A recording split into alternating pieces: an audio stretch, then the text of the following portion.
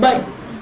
Nabi buat macam mana macam ni tuan-tuan? Nabi bila masukkan tangan dalam air, Nabi masuk tuan-tuan sekalian, sisa daripada air ni Nabi masuk dan Nabi masukkan dalam hidung Nabi SAW. Tak mungkin tuan-tuan kalau kita sedut sampai masuk ke otak ni, tak mungkin. Kita sekadar kumuk, kemudian dua-dua jari ni maksudnya saya kumuk ke ni, sisa daripada air ni kita kemudian kita keluarkan. Wallahu a'lam. Soal? Jadi pada air mutlak dengan air, baik, air mutlak dengan air mustakmal. Maksudnya? kita nak gunakan air mana satu? Baik, saya sebut dah tadi, masalah air ni tuan-tuan sekalian, hanya bagi mazhab Syafi'i sahaja dia kata airnya jadi mustakmal. Dan kebanyakan hadis mencerita kepada kita air tidak jadi mustakmal. Nampak tak? Sebab apa? Sebab lepas Nabi berwuduk, dalam hadis dicerita kepada kita, siapa yang ada kitab Fiqhud Dalil yang ditulis oleh Dr. Aid Al-Qarni, pengarang buku La Tahzan, dia ada menyebut kepada kita cerita mengenai Nabi SAW lepas berwuduk, maka kesan wuduk Nabi, bekas wuduk Nabi ni, Aisyah isteri Nabi pula guna untuk berwuduk. Banyak dalil yang cerita air ni tidak jadi mustakmal. Cuma mazhab Syafi'i dia berhati-hati. Kita boleh pegang mana-mana pendapat, tak ada masalah. Kalau kita berpegang kepada mazhab Imam Syafi'i, sebelum kita nak celup tangan ni, kita celup dan kita niat tangan kita jadi gayung, maka air ni tidak jadi mustakmal. Tu pendapat Imam Syafi'i yang boleh kita raikan. Kalau pendapat yang lain kata tak payah niat jadi cebok dan sebagainya, teruskan berwuduk macam biasa. Wallahu a'lam. Soal? Kalau kita niat tangan tu sebagai gayung, tapi bila kita basuh, air tu jatuh balik, Tak ada masalah, tak ada masalah. Jadi air ni tetap jadi tidak mustakmal. Wallahu a'lam. Habis dah? Baik. Kemudian tuan-tuan, saya nak tunjuk cara berwuduk kalau kita berada di atas kapal terbang dan sebagainya. Macam mana cara nak berwuduk? Sebab apa? Bila kita berada di atas kenderaan dan sebagainya, tak ada alasan. Tak ada alasan tak nak solat. Dan tidak juga ada alasan nak bertayamum. Betul tak? Sebab apa? Dalam kapal terbang mesti ada air tuan-tuan. Tetap dia tuan-tuan minta kepada pramugara, sekurang-kurangnya dia bagi air dalam kap ni. Betul tak? Bila dia bagi kepada kita, senang saja nak berwuduk. Pertama sekali buka dulu. Ikut cara masing-masing nak buka. Nak cucuk pun boleh, nak ambil. Okey. Kita dah buka dah. Masa dalam keadaan kita macam ni, maka keadaan kita tak mengizinkan kita berwuduk macam sedia. Betul tak? Macam saya pernah cerita kepada tuan-tuan dalam kuliah zuhur kita, masalah mengenai buang air kecil. Betul tak tuan-tuan? Kalau tuan-tuan ingat, buang air kecil.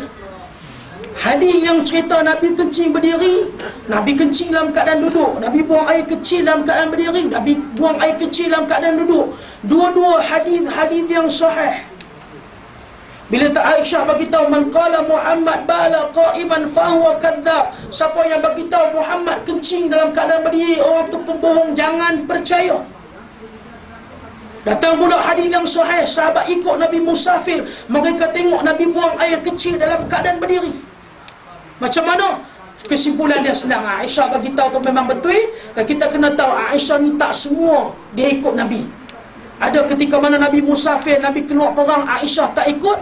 Apa yang berlaku dalam destinasi Nabi, apa yang berlaku bila Nabi pulang, apa berlaku dalam perjalanan, Aisyah tak tahu. Memang di rumah Nabi SAW buang air kecil dalam keadaan duduk.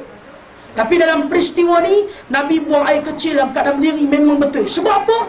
Paling afdal, keadaan mengizinkan dan sebagainya, silakan buang air kecil dalam keadaan duduk.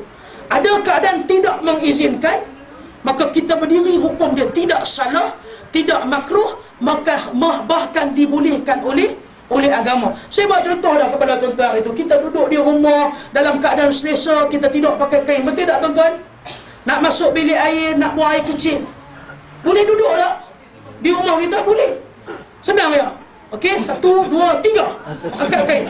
Duduk. Atau cara kedua, sampai tak boleh nak duduk dah, duduk. Keadaan tidak mengizinkan, kita sebut itu duduk atas kapal terbang.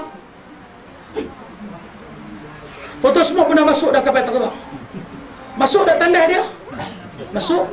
Boleh duduk dah tuan-tuan? Tuan-tuan tak boleh duduk? Cuba bayangkan saya.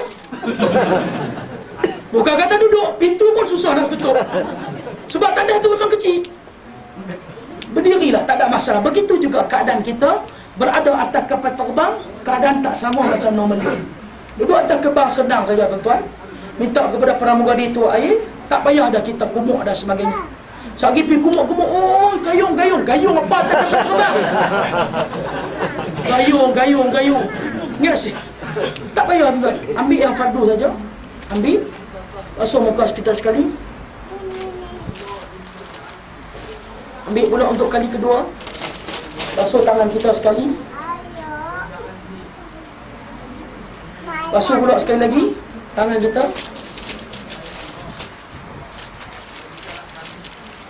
Ambil pula. Sapu di atas rambut kita sekali. Kemudian ambil lagi tuang. Basuh pula kaki sekali. 2 kali. Sekali saja basuh kaki. Ambil, basuh kaki sekali lagi. Dah, sudah memadai.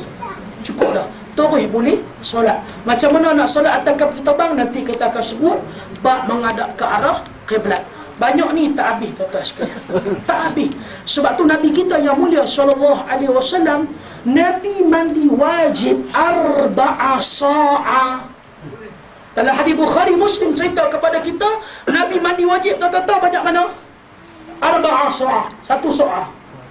Melayu panggil apa ni? Bukan Melayu ke semua?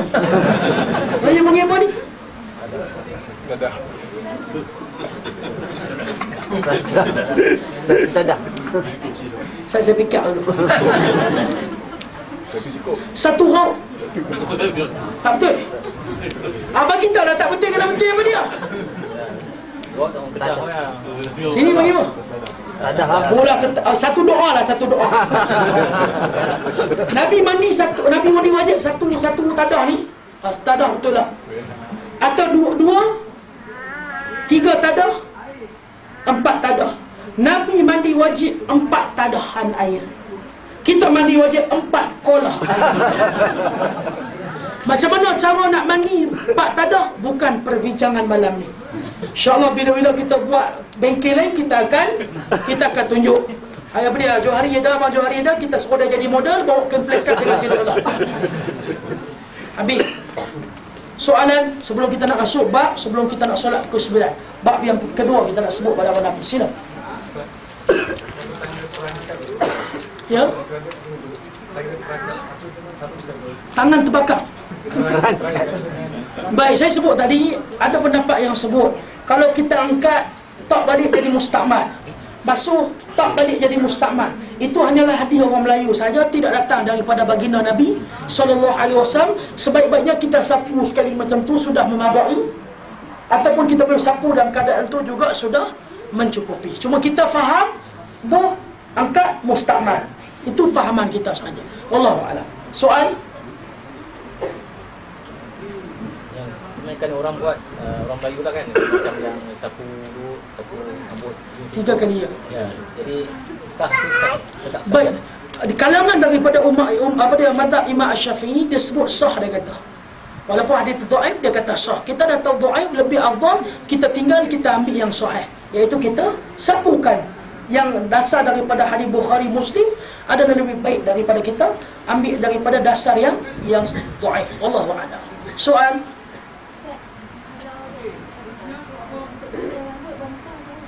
Baik, tak ada masalah. Orang perempuan bila dia dalam keadaan pakai tudung dan sebagainya, dia boleh ambil tangan sebagaimana Aisyah beritahu, masukkan tangan dalam kepala macam tu. Bukan dalam kepala, dalam tudung. Kan dia pakai tudung kan? Dia mungkin tak boleh sapu dua-dua. Dia boleh ambil, sapukan sekali macam tu, sudah memadai. Allahu a'lam. Soal? Tak ada dah. Baik, selesai bab wuduk. Kemudian tuan-tuan, dalam masalah wuduk lagi, masalah orang yang kita panggil mungkin dia tercedera dan sebagainya, menyebabkan anggota wuduk tak boleh dikena air wuduk, betul tak? Aksiden, patah kaki dan sebagainya. Macam mana keadaan dia?